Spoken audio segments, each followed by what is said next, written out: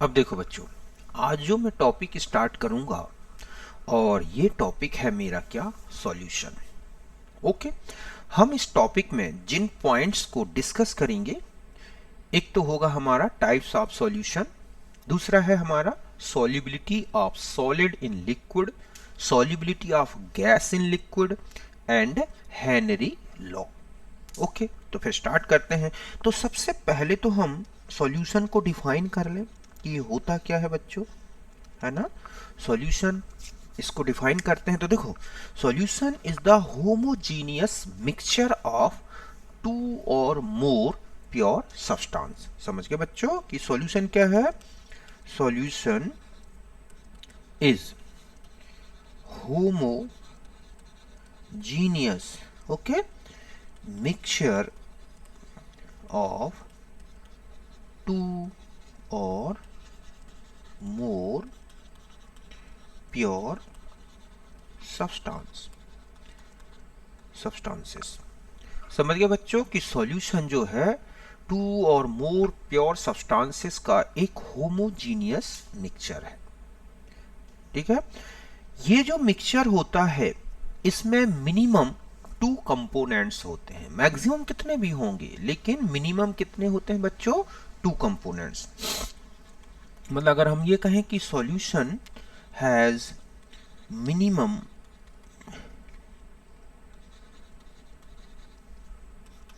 Two components. First होता है क्या, सॉल्वेंट, ओके, और सेकंड होगा क्या बच्चों, सॉल्यूट। तो सॉल्वेंट होता है, ये है लार्ज पोर्शन ऑफ सॉल्यूशन। समझ गए बच्चों कि जो सॉल्यूशन का लार्ज पोर्शन है, एक्सिस में है, मतलब जो है एक्सिस कंपोनेंट, वही क्या है आपका इसमें सॉल्वेंट। और दूसरा जो होता है बच्चों वो है क्या, सॉल्यूट। मतलब ये है कि स्मॉल पोर्शन ऑफ सॉल्यूशन। ठीक है। और ये पहचान है इसकी कि component which disappear in solution. समझ गए ना कि सॉल्यूशन का वो स्मॉल पोर्शन या प्रपोर्शन जो डिसअपियर हो जाता है सॉल्यूशन में, वही क्या कहलाता है, सॉल्यूट। एग्जाम्पल लेते हैं, सॉल्ट है, मान सपोज NaCl, ठीक है, डिजोल्व इन वाटर। ठीक है।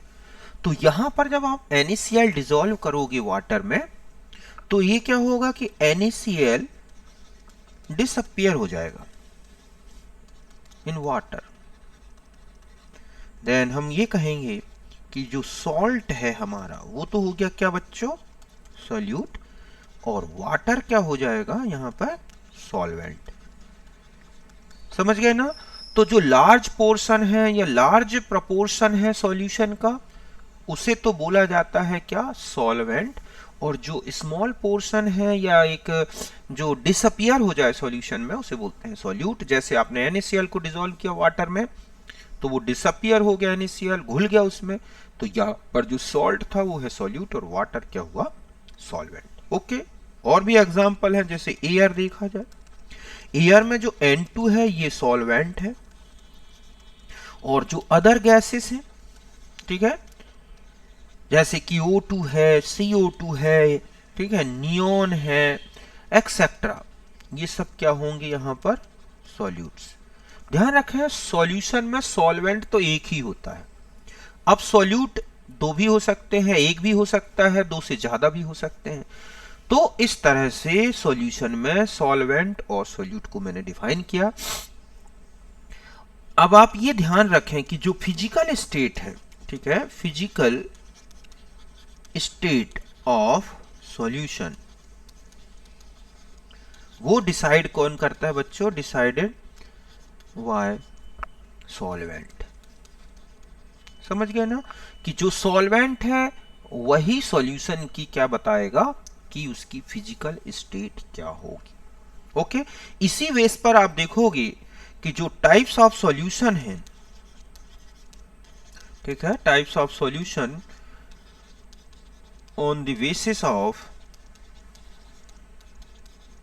किस बेस पर, फिजिकल स्टेट ऑफ सॉल्वेंट। ठीक है कि फिजिकल स्टेट ऑफ सॉल्वेंट के बेस पर अगर आप सॉल्यूशन के टाइप्स देखेंगे तो पहला होगा लिक्विड सॉल्यूशन। समझ गए बच्चों, कौन सा सॉल्यूशन, लिक्विड सॉल्यूशन। अब आता है कि लिक्विड सॉल्यूशन में आप देखोगे कि जो सॉल्वेंट है बच्चों, ठीक है, वो तो हमेशा ही क्या होगा, लिक्विड है, लिक्विड है या लिक्विड है, इस तरह से। और जो सॉल्यूट होगा, अगर हम कहें कि जो सॉल्यूट है, ठीक है, यहां पर अगर आप सॉल्यूट देखें तो एक तो लिक्विड लिक्विड हो सकता है, एक लिक्विड और सॉलिड हो सकता है, एक लिक्विड और गैस हो सकता है। अगर हम इनकी एग्जांपल की बात करें तो ये है जैसे वाटर प्लस अल्कोहल। ऐसे कोई दो लिक्विड जो एक दूसरे में मिसिबल हो, वो सब इसी तरह का लिक्विड लिक्विड सॉल्यूशन बनाएंगे। Water plus alcohol, water plus acid, कोई भी लिक्विड एसिड। ओके, दूसरा है, इसका एग्जांपल देखें तो वाटर प्लस सॉल्ट हो गया, ठीक है, शुगर हो गया। इस तरह का कोई भी कंपोनेंट ले सकते हैं जो वाटर में सॉल्युबल हो। फिर तीसरा है लिक्विड इन, ठीक है, गैस। तो आप देखोगे इसमें आता है सोडा वाटर, है ना, सॉफ्ट ड्रिंक जितने भी आते हैं आप देखोगे। इसके अलावा आप देखोगे कि वाटर में जो है ऑक्सीजन डिसॉल्व होती है, ठीक है, नाइट्रोजन डिसॉल्व हो जाती है, अदर गैसेस डिसॉल्व हो जाती है। तो इस तरह का एक सॉल्यूशन बनेगा। तो लिक्विड सॉल्यूशन मतलब सॉल्वेंट तो लिक्विड होगा, सॉल्यूट की तीन अलग अलग स्टेट हो सकती है। सेकेंड आ जाते हैं हम अगर देखें तो एक हो, अब आता है सॉलिड सॉल्यूशन। सॉलिड सॉल्यूशन में अगर हम बात करें तो यहां पर जो सॉल्वेंट होगा बच्चों, ठीक है, सॉल्वेंट कैसा होगा, सॉलिड, सॉलिड एंड सॉलिड। लेकिन जो सॉल्यूट होगा, अगर आप सॉल्यूट की बात करें तो एक तो सॉलिड हो सकता है, लिक्विड हो सकता है और गैस हो सकता है। अब आते हैं एग्जाम्पल की बात कि कौन कौन से एग्जाम्पल्स हैं। तो सॉलिड सॉलिड में आते हैं क्या बच्चों, एलॉयज। समझ गए ना, एलॉयज जो होते हैं वो एक सॉलिड सॉलिड मिक्सचर है। कलर्ड ग्लास, अगर आप देखें तो कलर्ड ग्लास भी एक क्या है, सॉलिड सॉलिड सॉल्यूशन, क्योंकि उसमें ऑक्साइड्स होते हैं या कलर पिगमेंट्स होते हैं जो कि सिलिकेट में अच्छी तरह से डिस्ट्रीब्यूट होते हैं। फिर आता है कि अगर हम सॉलिड और लिक्विड की बात करें तो इसमें आते हैं कौन से, हाइड्रेटेड सॉल्ट हो गए, ऐसे सॉल्ट जिनमें आप देखते हैं वाटर मॉइस्चर जो है एब्जॉर्ब, हाइड्रेटेड सॉल्ट आते हैं। इसके अलावा Hg प्लस Na अमलगम हो गया, ठीक है, तो ये अमलगम जो होता है मरकरी और सोडियम का, ये भी आ जाएगा। और फिर आता है सॉलिड एंड गैस। तो इसमें आएगा, आपने देखा होगा जो पाउडर्ड मेटल है, पाउडर मेटल्स लाइक एज निकल है, प्लेडियम है, प्लेटिनम है, प्लस H2 गैस, ठीक है। इसी तरह से सॉल्ट विद डिफ्यूज्ड गैस, कई ऐसे सॉल्ट्स हैं जिनमें गैस डिफ्यूज्ड हो जाती है। तो इस तरह के सॉलिड सॉलिड, तो इसमें जो सबसे इंपॉर्टेंट है वो है सॉलिड सॉलिड। एलॉयज हो गए, कलर्ड ग्लास हो गया, ठीक है, सॉलिड लिक्विड में आपको हाइड्रेटेड सॉल्ट है, अमलगम्स है। फिर आता है सॉलिड गैस, तो पाउडर्ड मेटल्स लाइक एज निकल है, प्लेटिनम है, प्लेडियम है, प्लस H2, इनका एक होमोजेनियस मिक्सचर बनता है जो कैटालिस्ट की तरह यूज होता है। अब थर्ड सॉल्यूशन की बात करें तो अब आता है गैस सॉल्यूशन, ठीक है। तो गैस सॉल्यूशन का मतलब क्या होगा बच्चों, यहां पे कि जो सॉल्वेंट है हमारा वो तो गैस है, गैस गैस गैस। सॉल्यूट की बात करें तो यहां गैस ले लें, यहां पर लिक्विड ले लें और यहां पे हम सॉलिड ले लें। इनके भी एग्जांपल्स देखो आप, गैस, ठीक है, कि गैस में जो एग्जांपल आएगा कौन आ सकता है बताओ, आपको क्या दिखता है? तो ये इसमें क्या आती है, एयर है, ठीक है। मिक्सचर ऑफ टू गैसेस, कोई भी ले लें, mixture of gases, other exam, कोई भी दो गैस हैं आप देखोगे वो हमेशा सॉल्युबल होती हैं एक दूसरे में। गैस और लिक्विड है, कि गैस में लिक्विड है तो ह्यूमिडिटी आती है, इसमें कौन आती है बच्चों, ह्यूमिडिटी है, स्प्रे है, समझ गए ना। ये सब क्या है, गैस में लिक्विड के होमोजीनियस मिक्सचर होते हैं, ह्यूमिडिटी, ओके, मॉइस्चर फैली रहती है एयर में। और गैस सॉलिड, इसमें आते हैं सब्लिमेट्स, सब्लिमेट्स, ठीक है, in air, like as iodine air हो गई, ठीक है, कैम्फर हो गया प्लस एयर में है, नेपथलीन हो गई, ओडोनिल है, ये सब क्या है, इस तरह से गैस में सॉलिड बिखर जाता है।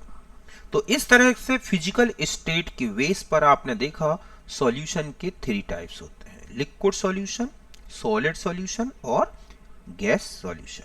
यहां तक क्लियर है अच्छी तरह से? तो ये था हमारा सॉल्यूशन के टाइप्स। इसमें एग्जांपल्स पूछ ले जाते हैं कि ये किस तरह का सॉल्यूशन, इसमें स्टेट क्या है सॉल्वेंट की, सॉल्यूट की स्टेट क्या है, यहां तक बात हो गई। यहां तक बिल्कुल क्लियर है।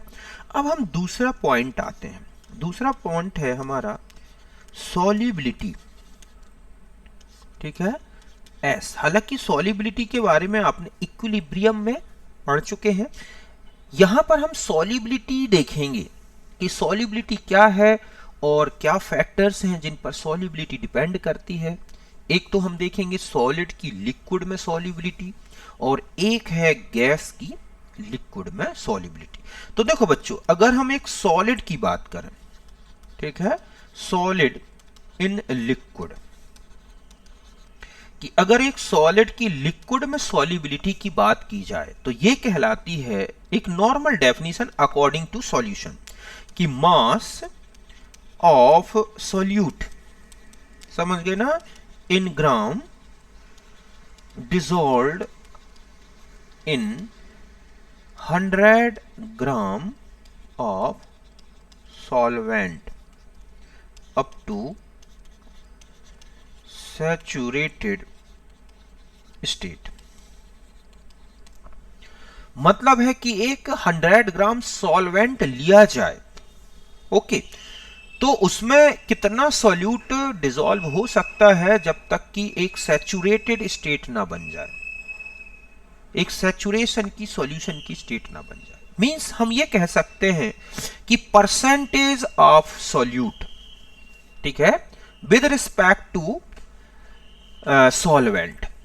मींस यहां पर अगर हम सॉल्युबिलिटी की बात करें तो हम ऐसे लिख सकते हैं, सॉल्युबिलिटी इक्वल टू, यहां पर हो जाएगा मास ऑफ सॉल्यूट, समझ गए बच्चों, अपॉन में हो जाएगा मास ऑफ सॉल्वेंट इंटू 100, कि 100 ग्राम सॉल्वेंट में कितना सॉल्यूट डिसॉल्व हो सकता है, वो कहलाता है solubility of solid in liquid. यहां तक बात क्लियर है? एक एग्जांपल से मैं बताऊं, जैसे कि 5.85 ग्राम, ठीक है, NaCl dissolved in 1 kilogram of water. तो what will be solubility of NaCl? तो बस हम यहां पर अगर हम सॉल्युबिलिटी कैलकुलेट करेंगे तो हम लिखेंगे solubility equal to 5.85 upon 1 kilogram means 1000 gram into 100। इस तरह से आपसे डिसॉल्व करके तो हो गई 0.585। समझ गए ना, इतना सॉल्ट NaCl इस तरह से डिसॉल्व होगा। तो यहां तक बात क्लियर है ना कि solubility of solid in liquid इस तरह से सॉल्यूशन में समझाई गई है, ठीक है। अब आते हैं कि सॉल्युबिलिटी के टाइप्स होते हैं। अगर आप सॉल्युबिलिटी देखें सॉलिड की लिक्विड में तो एक एक्सोथर्मिक होती है और एक क्या होती है बच्चों, एंडोथर्मिक सॉल्युबिलिटी। अब आता है कि दोनों क्या है, तो इसको हम कंप्लीट डिस्कस करें। पहले हम देखेंगे कि एक सॉल्ट का वाटर में जो डिसोल्यूशन होता है वो कितने प्रोसेस से होकर चलता है, और उसी डिसोल्यूशन के बेस पर हम समझेंगे कि एक्सोथर्मिक और एंडोथर्मिक सॉल्युबिलिटी होती क्या है। ठीक है, तो यहां पर हम आ जाते हैं पहले डिसोल्यूशन ऑफ सॉल्ट और सॉल्यूट। समझ गए बच्चों कि डिसोल्यूशन ऑफ सॉल्ट और सॉल्यूट कि एक सॉल्यूशन में मतलब कंप्लीट, यहां हम ये कह सकते हैं कंप्लीट, ठीक है, dissolving process of salt in solvent, कि एक डिसॉल्विंग हो रही है, कंप्लीट डिसॉल्विंग जो है सॉल्यूशन में, ठीक है, सॉल्वेंट में। तो ये कितने स्टेप से होती है, तो देखो इसमें 2 स्टेप्स होते हैं। पहला होता है डिसोसिएशन, समझ गए बच्चों, डिसोसिएशन ऑफ सॉल्ट। ये एक एंडोथर्मिक प्रोसेस है, समझ गए ना, endothermic process. And energy absorbed by salt for dissociation। समझ गए बच्चों कि energy absorbed by salt for dissociation which is equals to lattice energy of salt, कि वो सॉल्ट की लैटिस एनर्जी के बराबर होगी। सपोज हमारे पास सॉल्ट था Ba प्लस यू, यहां पर हम ये कहें कि ये क्या है बच्चों, लैटिस एनर्जी इतनी एब्जॉर्ब हुई और ये ब्रेक हो गया B plus plus A minus. ये बिल्कुल फ्री स्टेट में, ये नहीं कि सॉल्यूशन में गैसियस स्टेट बन गई, ये आयन एक दूसरे से बिल्कुल अलग हो गए। ठीक है, वो जो एनर्जी एब्जॉर्ब हुई वो क्या हो गई, एक लैटिस एनर्जी। और दूसरा स्टेप होता है बच्चों हाइड्रेशन वाला। अब क्या आएगा, हाइड्रेशन। ये एक एक्सोथर्मिक प्रोसेस है। क्या है ये, एक एक्सोथर्मिक प्रोसेस, समझ गए ना। ऐसा क्यों, क्योंकि हाइड्रेशन होता है। हाइड्रेशन मींस ये है B plus free ion, A minus free ion plus water. तो ये जो आयंस होते हैं ये क्या हो जाते हैं, हाइड्रेटेड हो जाते हैं, जिन्हें हम लिखते हैं एक्वस आयन। हाइड्रेशन तो मैं ऑलरेडी पहले भी बता चुका हूं, ठीक है। इस तरह से हम उनको लिखेंगे हाइड्रेटेड स्टेट में, तो हम लिख देंगे उनके साथ एक्वस लिख दिया जाता है। मतलब ये हो गया हाइड्रेशन प्लस इसमें रिलीज जो एनर्जी होती है वो है हाइड्रेशन एनर्जी। क्या है बच्चों, यहां पर जो एनर्जी रिलीज होगी उस एनर्जी को हम बोलते हैं क्या, हाइड्रेशन एनर्जी, HE। समझ गए ना कि इसमें जो एनर्जी रिलीज हुई वो है हाइड्रेशन एनर्जी।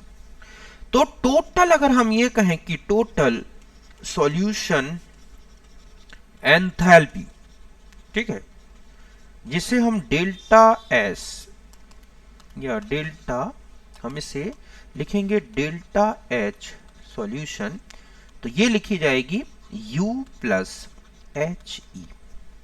समझ गए बच्चों कि अगर हमें सॉल्यूशन एंथैल्पी निकालनी है तो टोटल नेट चेंज कितना हुआ एनर्जी में, मींस जब लैटिस एनर्जी एब्जॉर्ब हुई और फिर हाइड्रेशन एनर्जी रिलीज हुई, तो इस टोटल प्रोसेस में नेट एनर्जी चेंज कितना है वो है सॉल्यूशन एंथैल्पी। अब देखो ये जो सॉल्यूशन एंथैल्पी होती है बच्चों, ये नेगेटिव भी हो सकती है, पॉजिटिव भी हो सकती है। ऐसा क्यों, देखो ऐसा इसलिए है क्योंकि U तो पॉजिटिव है और जो HE है वो नेगेटिव है। तो ऐसे में इसकी वैल्यू क्या होगी बच्चों, पॉजिटिव हो सकती है या नेगेटिव। अगर यहां पर ये ध्यान रखें, दो कंडीशन बनेंगी ना मेनली। एक तो हम पहली कंडीशन लें कि U greater than HE, means lattice energy ज्यादा है, हाइड्रेशन एनर्जी कम है, मींस सॉल्ट को ब्रेक होने, अपने कॉन्स्टिट्यूएंट आयंस में ब्रेक होने के लिए एनर्जी ज्यादा लग रही है, जबकि उनका हाइड्रेशन कम हो रहा है। तब ऐसे में क्या होगा बच्चों कि डेल्टा एच जो सॉल्यूशन है, ये जो एंथैल्पी आएगी ये कैसी आएगी, पॉजिटिव। समझ गए ना। और इसको बोला जाता है एंडोथर्मिक सॉल्युबिलिटी। क्या बोला जाता है, एंडोथर्मिक सॉल्युबिलिटी। और ये वाली जो सॉल्युबिलिटी है, ध्यान रखें, ठीक है, सॉल्युबिलिटी इंक्रीजेस विद टेम्परेचर। क्या करेंगे बच्चों, इंक्रीज करें। कि ये जो सॉल्युबिलिटी है, जैसे जैसे हम टेम्परेचर इंक्रीज करेंगे ये इंक्रीज होगी। एग्जाम्पल में मैक्सिमम सॉल्ट जो है यही सॉल्युबिलिटी शो करते हैं। समझ गए बच्चों, दिस टाइप ऑफ सॉल्युबिलिटी। मतलब आप ज्यादातर सॉल्ट में, जैसे NaCl है, KCl है, AgBr है, ठीक है, NH4Cl है, NH4NO3 है, या इस तरह के जो सॉल्ट्स होते हैं मैक्सिमम ये इसी तरह की सॉल्युबिलिटी शो करते हैं। मींस इनकी सॉल्युबिलिटी टेम्परेचर बढ़ाने से बढ़ेगी और इस तरह से ये है मैक्सिमम सॉल्ट। बी कंडीशन है कि जो He है वो ग्रेटर देन U हो जाए। मींस जितनी एनर्जी आइंस को ब्रेक होने के लिए, सॉल्ट को वो अपने आइंस में ब्रेक होने के लिए चाहिए, उससे कहीं ज्यादा क्या हो रहा है, उनका हाइड्रेशन हो रहा है। तब आप देखोगे डेल्टा एच जो सॉल्यूशन है वो कैसी हो जाएगी बच्चों, निगेटिव। और इसको बोला जाता है एक्सोथर्मिक सॉल्युबिलिटी। समझ गए ना, इसको हम क्या बोलते हैं, एक्सोथर्मिक सॉल्युबिलिटी। और ये जो सॉल्युबिलिटी है, आप ध्यान रखें कि ये जो सॉल्युबिलिटी है डिक्रीजेस विद, ठीक है, टेम्परेचर क्या करें हम, इंक्रीज करें। देखो ये वाली सॉल्युबिलिटी में आपने देखा था कि इंक्रीज होती है जैसे जैसे टेम्परेचर इंक्रीज करोगे, अकॉर्डिंग टू ली चाटेलियर प्रिंसिपल, कि जो प्रोसेस एंडोथर्मिक है और बाहर से आपने टेम्परेचर दिया तो उस डायरेक्शन में प्रोसेस चलना शुरू करेगी जो एंडोथर्मिक है, मींस और सॉल्ट डिसॉल्व होने लगेगा। ये एक्सोथर्मिक है, टेम्परेचर ऑलरेडी रिलीज हो रहा है, ऊपर से आप बढ़ा रहे हैं, तो रिएक्शन में जो सॉल्ट डिसॉल्व था वो प्रेसिपिटेट होना शुरू कर देगा और इस तरह से सॉल्युबिलिटी डिक्रीज होगी। और इसके जो एग्जाम्पल हैं, जैसे सीरियम सल्फेट हो गया, ठीक है, लिथियम कार्बोनेट हो गया, लिथियम सल्फेट हो गया, ऐसे बहुत सारे सॉल्ट हैं, Na2SO4 हो गया, ठीक है, CaCl2 एनहाइड्रस जो होते हैं सॉल्ट। तो इस तरह के सॉल्ट ये सॉल्युबिलिटी शो करते हैं। समझ गए बच्चों। तो इस तरह से एक्सोथर्मिक और एंडोथर्मिक सॉल्युबिलिटी। एक रिलेशन बता दूं, log S2 upon S1 equal to delta H solution upon 2.303 R 1 upon T1 minus 1 upon T2। ये है किसके बीच का रिलेशन बच्चों, सॉल्युबिलिटी, ठीक है, एंड टेम्परेचर रिलेशन।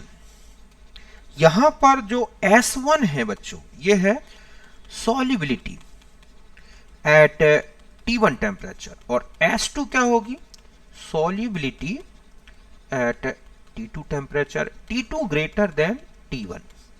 समझ गए ना। तो डेल्टा H, ध्यान रखें कि अगर डेल्टा H सॉल्यूशन निगेटिव है तो S2 लेस देन S1 आएगा। डेल्टा H सॉल्यूशन अगर पॉजिटिव है तो S2 ग्रेटर देन S1 आएगा जब ये कंडीशन हो। तो इस तरह से ये एक टेम्परेचर का और सॉल्युबिलिटी का रिलेशन है। यहां तक क्लियर है। अब एक पॉइंट बता दूं कि सम जो सॉल्ट होते हैं, सम सॉल्ट्स लाइक एज, ठीक है, Na2SO4 इंटू 10H2O है, CaCl2 इंटू 6H2O है, डू नॉट शो रेगुलर, ठीक है, इंक्रीज और डिक्रीज इन सॉल्युबिलिटी विद, ठीक है, इंक्रीज टेम्परेचर। समझ गए बच्चों। कुछ ऐसे सॉल्ट हैं जो रेगुलर जो है इंक्रीज या डिक्रीज, एक कंटिन्यू जो है इंक्रीज या डिक्रीज सॉल्युबिलिटी में टेम्परेचर इंक्रीज के साथ शो नहीं करते। तो ये है, इट इज ड्यू टू ठीक है, different physical forms of salt exist in different temperature, like as एक देखो Na2SO4 into 10H2O, ठीक है। अगर आप इसका टेम्परेचर 32.4 डिग्री सेंटीग्रेड तक बढ़ाओगे, ठीक है, तो यहां तक, यहां जो है इसकी एक मैक्सिमम जो है क्या मिलती है, सॉल्युबिलिटी।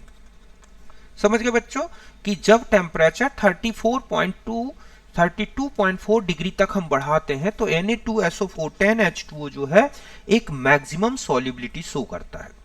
बट अगर टेम्परेचर, ठीक है, ग्रेटर देन 32.4 डिग्री हो जाए तो सॉल्युबिलिटी क्या होती है, अब यहां पर मत देखो, यहां पर सॉल्युबिलिटी जो है इंक्रीज हो रही थी, अब यहां सॉल्युबिलिटी क्या शुरू हो जाती है, डिक्रीज हो जाती है। ऐसा क्यों होता है, क्योंकि यहां तक जो है ये चेंज हो जाता है, फिर Na2SO4 इंटू क्या होता है 10H2, यहां तक तो ये, लेकिन इसके बाद ये एग्जिस्ट करता है Na2SO4 के फॉर्म में, एनहाइड्रस में आ जाता है। और एनहाइड्रस सॉल्ट की सॉल्युबिलिटी क्या होती है फिर, एक्सोथर्मिक। तो यहां पर आप देख रहे हैं एंडोथर्मिक सॉल्युबिलिटी है, समझ गए ना, यहां पर क्या है बच्चों, एंडोथर्मिक सॉल्युबिलिटी। और यहां पर आप देखोगे तो कौन सी है, एक्सोथर्मिक सॉल्युबिलिटी। तो इस तरह से सभी सॉल्ट ऐसा नहीं करते। तो वो टेम्परेचर जहां पर, तो एक होता है इनका ट्रांजिशन टेम्परेचर, ठीक है, मतलब जहां पर क्या करे, सॉल्ट शोज मैक्सिमम सॉल्युबिलिटी, समझ गए ना, जहां पर सॉल्ट मैक्सिमम सॉल्युबिलिटी शो करे वो है उसका transition temperature. At this temperature, ध्यान रखें कि at this temperature salt converts one, ठीक है, physical form to another physical form, polymorphism type का, ठीक है, क्या हो जाती है, एक पॉलीमॉर्फिज्म। तो अगर हम यहां पर एक ग्राफ देखें, सॉल्युबिलिटी ग्राफ, कि यहां पर हम क्या लें, टेम्परेचर, और यहां पर हम सॉल्युबिलिटी लें, ठीक है, तो आप देखोगे एक तो ऐसी लाइन हो सकती है, एक ऐसी है और एक ऐसी है, और कुछ सॉल्ट की ऐसी भी मिलेगी। तो यहां पर अगर आप देखेंगे तो सॉल्युबिलिटी नॉट, ठीक है, इफेक्टेड बाय टेम्परेचर, कि टेम्परेचर कितना भी बढ़ा रहे हैं सॉल्युबिलिटी में कोई चेंज नहीं आ रहा है। इस तरह की जो लाइन आएगी बच्चों, समझ गए ना, ये किसके लिए होगी, एंडोथर्मिक सॉल्युबिलिटी, कि इनकी सॉल्युबिलिटी टेम्परेचर के साथ लगातार क्या होती जा रही है, बढ़ती जा रही है, जैसे NaCl था आपका, KCl था, KBr था, इस तरह से। और ये जो है एक्सोथर्मिक सॉल्युबिलिटी, समझ गए ना, जैसे आपने देखा था Li2SO4 है या सीजियम सल्फेट है, इस तरह के जो सॉल्ट थे। और यहां पर ये कहें कि सपोज ये है जो सॉल्युबिलिटी दिख रही है हमें इस तरह की, ये वाली, ठीक है, जैसे ये हम मान लें 32.4 डिग्री सेंटीग्रेड, तो यहां पर Na2SO4 इंटू 10H2 एग्जिस्ट करता है, और यहां पर Na2SO4 ओनली एग्जिस्ट करता है। तो ये जो पॉइंट होगा यहां पर क्या मिलेगी आपको, मैक्सिमम सॉल्युबिलिटी, इस तरह से। तो ये जो है यही क्या है इसका ट्रांजिशन टेम्परेचर, कि जब ट्रांजिशन टेम्परेचर इतने से ज्यादा हो जाएगा तो जो Na2SO4 इंटू 10H2, ठीक है, ये है टेम्परेचर लेस देन 32.4 डिग्री, और यहां पर ये चेंज हो जाएगा Na2SO4 इंटू 10H2, सॉरी, ठीक है, यहां से हम ये कहीं हटा दें ये, तो यहां पर ये फॉर्म होगा जब टेम्परेचर ग्रेटर देन 32.4 डिग्री। तो जहां पर ये टेम्परेचर इतना चलेगा 32.4 डिग्री सेंटीग्रेड, ये जो है चलता रहेगा इस तरह से फिजिकल। तो ये है एक सॉल्युबिलिटी, एक्सोथर्मिक, एंडोथर्मिक, और किस तरह से सॉल्युबिलिटी इफेक्टेड होती है, इसके बारे में मैंने आपको टेम्परेचर का इफेक्ट बताया।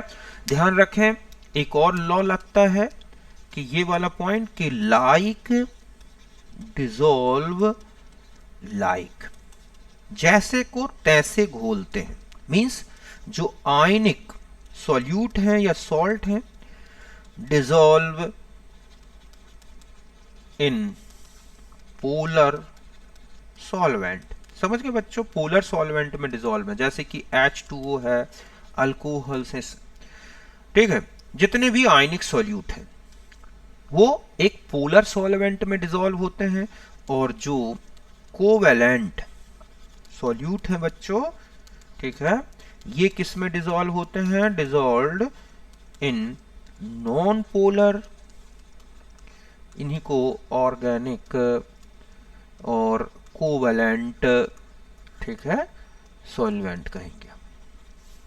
जैसे कि CHCl3 है, CCl4 है, C6H6 है, ईथर है, इनमें आप देखोगे ऑर्गेनिक कंपाउंड ज्यादा घुलते हैं। ऑयल है, फैट है, लिपिड्स हैं, ये सब किस में डिसॉल्व होते हैं, आप देखते हैं ऑर्गेनिक सॉल्वेंट में, ठीक है। तो कोवेलेंट जो कंपाउंड्स होते हैं मींस ऑर्गेनिक कंपाउंड्स, ठीक है, यहां पर कौन आते हैं बच्चों, ऑर्गेनिक कंपाउंड्स, या फिर कोई भी कोवेलेंट कंपाउंड हो सकता है, उसको डिसॉल्व होने के लिए चाहिए नॉन पोलर सॉल्वेंट, जबकि आयनिक सॉलिड को डिसॉल्व होने के लिए चाहिए है कौन सा सॉल्वेंट, पोलर। इस तरह से सॉल्युबिलिटी जो है आप देखते हैं इफेक्टेड होती है। अगर हम प्रेशर की बात करें, ठीक है, तो प्रेशर जो होता है नॉट इफेक्टेड सॉल्युबिलिटी ऑफ, ठीक है, सॉल्ट इन लिक्विड। समझ गए बच्चों कि जो प्रेशर है वो सॉल्युबिलिटी को इफेक्टेड नहीं करता। क्यों? क्योंकि बिकॉज जो सॉल्वेंट होता है, मतलब लिक्विड जो होता है, नॉट कंप्रेसिबल, ऐसा लिक्विड जो है कंप्रेसिबल नहीं होता सॉल्वेंट, इसलिए हम प्रेशर बढ़ा के घटा के हम सॉल्ट की सॉल्युबिलिटी को चेंज नहीं कर सकते। तो यहां तक आप अच्छी तरह से समझ गए होंगे कि सॉल्युबिलिटी जो है वो किस तरह से टेम्परेचर से, प्रेशर से, नेचर ऑफ सॉल्यूट से रिलेटेड है। बात समझ गए, क्लियर है? तो इस तरह से मैंने आपको एक सॉल्युबिलिटी के बारे में एक अच्छा सा टॉपिक समझाया। एक बार अच्छे से इसको समझें और फिर हम नेक्स्ट जो टॉपिक हमारा होगा उसमें हम solubility of gases in liquid पढ़ेंगे, जिसमें हमें हेनरी लॉ अच्छे से समझना है, समझ गए ना, और उससे रिलेटेड क्वेश्चन सॉल्व करेंगे, तब जाके हमारा ये एक सॉल्युबिलिटी का टॉपिक कंप्लीट होगा। समझ गए बच्चों? तो यहां तक था, नेक्स्ट वीडियो में मिलता हूं मैं आपसे, तब तक के लिए बाय, थैंक यू।